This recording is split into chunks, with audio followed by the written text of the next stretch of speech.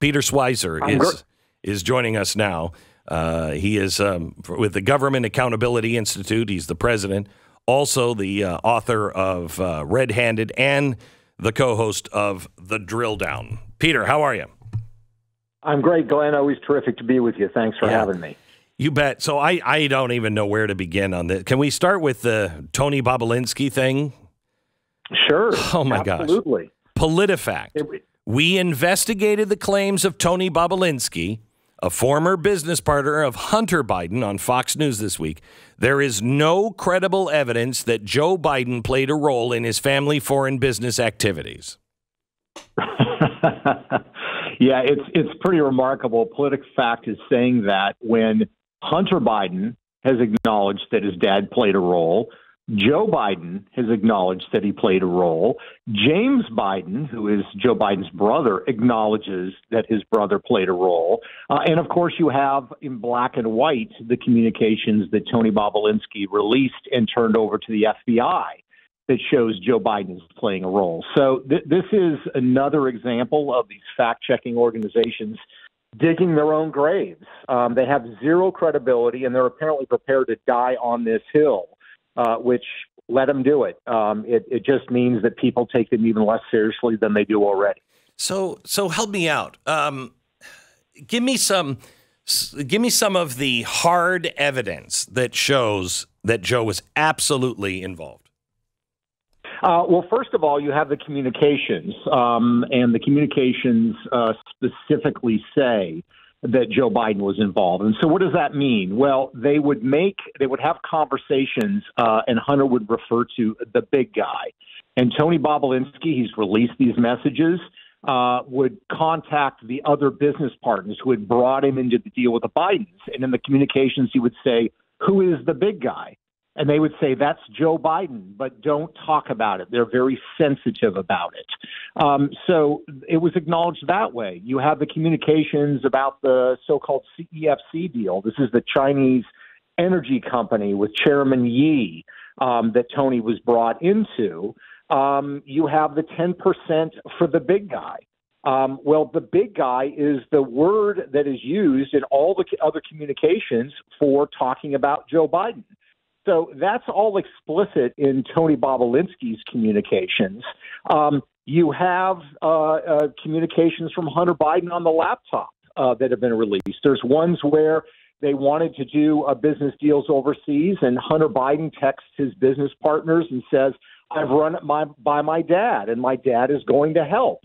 So, I mean, it's to me, it's patently ludicrous to even be arguing and discussing about this anymore. You can have a conversation about how deeply he was involved, and I would argue it's pretty deep. You can have a conversation that says, well, I don't think he was really knowing everything that was going on. But the notion that Joe Biden was ignorant of all of this, that he didn't know anything about it, that he didn't benefit financially, that debate's settled, and it's not settled by Peter Schweizer or Tony Bobulinski. It's settled by the actual communications, whether it's Hunter's laptop or the communications that Tony Bobulinski had with Hunter and with his business partners. Do you think there's enough evidence that it is a clear, almost open shut case for impeachment?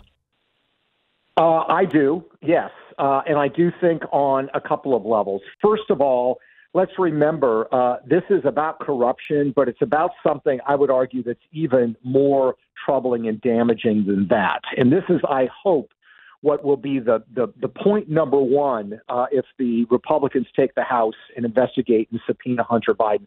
Point number one needs to be not just that they got this some $31 million from these Chinese entities, but who were the actual businessmen that sent the money. Chairman Yi of CEFC has direct ties to Chinese intelligence. Again, it's not debatable. You look at his bio, you look at who he worked for, he was linked to Chinese intelligence. You look at other money that was transferred. There's a gentleman that transferred $5 million to Hunter Biden. He was, at the exact same time, business partners with the vice minister of the Ministry of State Security, whose job was recruiting foreigners to spy on China. Unbelievable. So to me, the question, Glenn, is, corruption, absolutely. The question is, explain to me, Hunter Biden and Joe Biden, how your family, it's not just Hunter, your family got $31 million from these four Chinese businessmen with links to Chinese intelligence. You did no discernible service in return. And what did the Chinese get out of the deal? They did not send you $31 million because they think you're nice guys. That should be issue number one. This is a question of compromise, compromat, as they used to say during the Cold War, and it's a question of foreign intelligence penetration of the first family of the United States. That's issue number one as far as I'm concerned. All right, I want to switch topics, and I want to go with what what Secretary Granholm said. We have to make this happen for our own energy independence and national security. She's talking about getting America off of, quote, Russian nuclear supplies. I'm going to talk to Peter about that. Russia's dominance in the global nuclear fuel market presents a massive challenge for Washington. Secretary of Energy Jennifer Granholm said President Biden is redoubling his efforts to break the U.S. reliance on Russian nuclear fuel, indicating domestic uranium enrichment capacity could be increased with upcoming key legislation. We're going to get congressional support in a bipartisan way for us to make our own fuel supply cycle chain independent, certainly independent of Russia. We have to make this happen for our own independence and for our national security. Peter, what's the problem with that story? What is missing in that story? Well, what's missing in that story, Glenn, is one of the big reasons that we are so dependent on Russian uranium now. And let's remember when the Biden administration said we're not going to take any Russian oil because of their invasion of Ukraine, they excluded cutting off the supply of Russian uranium because we're so dependent on it. So how did we get at this state? One of the reasons was this deal that we talked about on your program several years ago, Uranium One. This was a nuclear uranium company that was initially controlled by a Canadian named Frank Justra, who was a big Bill Clinton donor.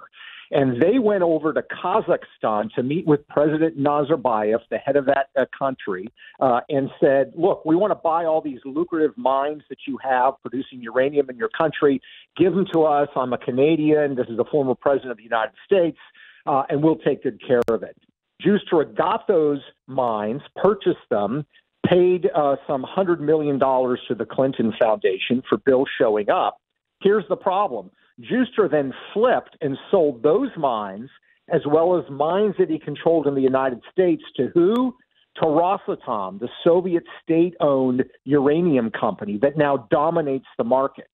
So we have a situation where part of the reason that we are so dependent on Russian uranium, part of the reason that they have been able to almost effectively corner the global market is because Bill Clinton helped facilitate this deal that gave Russia control over uranium mines in the United States, but even more importantly, some of the most powerful and lucrative and proficient uranium mines in Kazakhstan. And that is why we are over a barrel today. Frank Justra made a lot of money in the deal. Bill Clinton and the Clinton Foundation made a lot of money in the deal. The problem is the American people got screwed because it enhanced our dependence on Russian uranium, and that's where we are today. And if I'm not mistaken, because it's been a while since I've looked at this story, it was all kind of done hush-hush, just kind of rushed through the committees. It should have never gone through because it is a national risk to put everything there. And Hillary Clinton said, "Oh, I wasn't involved in this at all. I don't know. I just know that the government found that it wouldn't be putting our government at risk and our nation at risk. So, we're going to go through with it." Didn't the story happen something like that? Yeah. So this deal, the sale of Uranium One, which was an American uranium company, to the Russian state-owned company, Rosatom, required approval by this federal government body in the Obama administration called CFIUS, the Committee on Foreign Investment in the United States. And you would think this is a pretty big deal, right? Are we really going to put Putin in charge of all of this uranium? The deal went through quickly. Hillary Clinton, of course, has a seat on CFIUS. She claimed she didn't remember anything about it. And you have all these other actors of the Clinton era and some currently of the Biden administration that were involved, Glenn. So remember John Podesta, who was, of course, an advisor to the Clintons. His brother, Tony Podesta, was actually a lobbyist for Uranium One on these kinds of deals. You had John Podesta himself that was involved in energy companies that were backed by Russian state-owned investment firms. Joe Biden's current energy envoy, who is negotiating some of these deals involving oil and uranium, is a guy named Amos Hochstein. He was a lobbyist for a Russian company called 10X, which is basically a sister company for Uranium One. If you look at Jake Sullivan, who, of course, is the current national security advisor, signed off on Bill Clinton when all these deals are going down. Russian entities are paying Bill Clinton inflated speaking fees, $500,000 a pop. Who is approving those deals? A guy named Jake Sullivan, who now happens to be the national security advisor for Joe Biden. So this is a problem where it's not just something from the past. It's something that involves decision makers in the present, too. I have to tell you, it is so frustrating. I think it is for the average person. You know, any of this stuff would happen with, you know, me or you. We'd all be in jail. The Clinton Foundation is so incredibly transparent on its corruption. You know, it goes away when Trump is in office, just goes away. No, we're shutting it down. And then, lo and behold, Biden gets in, we're opening it up again. Open for business. All of the people, I mean, you're either committed to helping people or you're committed to making money and brokering deals. And it is so transparent. Is this thing ever going to be taken care of? It's hard to know. I mean, part of the problem, Glenn, is as you know, you've studied Washington all this time as I have. There are ways to do corrupt things in Washington that are profoundly corrupt. If you do them the wrong way, you're going to jail. If you do them the right way, you can get away with it.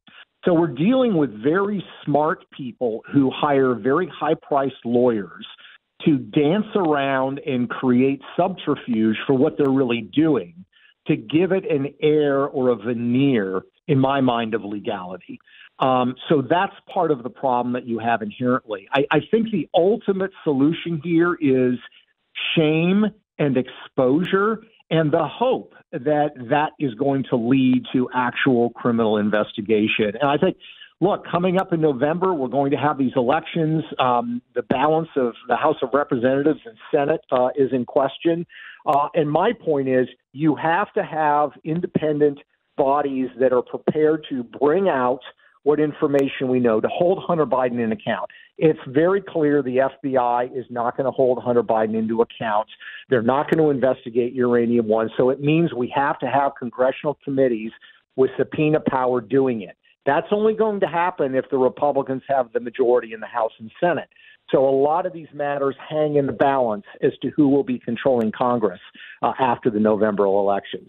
I just hope there's enough in there that are not corrupt, that, you know, they're not being blackmailed to not get involved, or just are like, you know what, I'm going to sit on the sidelines because I don't want my name being brought up at all. You know, I fear that could happen easily.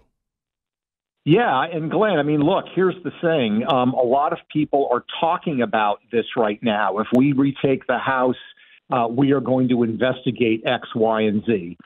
If they fail to do that, that to me will be the dagger in the heart, basically, of the Republican Party and of conservatives, because people are fed up with the lip service being paid to, we're going to hold them into account.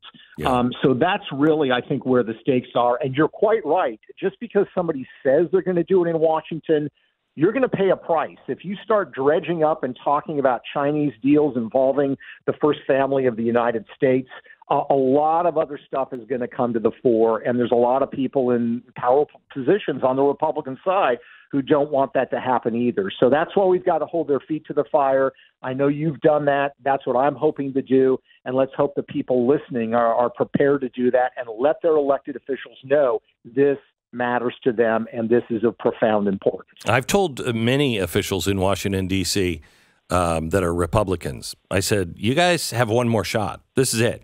This is it. If you win the House, and especially if you win the House and the Senate, and you aren't standing up and protecting the American people and the Constitution and putting bad guys on trial and then cleaning up the FBI and Justice Department so they can actually put them in jail, if you're not doing that, you are absolutely done. Just like you said, the last chance. I'm glad to hear you believe that, too. Absolutely. Thanks, Glenn. It's always great to be with you. Great talking to you. Peter Schweizer, he is the author of Red Handed and the co-host of the podcast The Drill Down. Peter Schweizer, president of the Government Accountability Institute. Wouldn't it be nice if we had government accountability? We can bring it back. Vote. Get out and vote.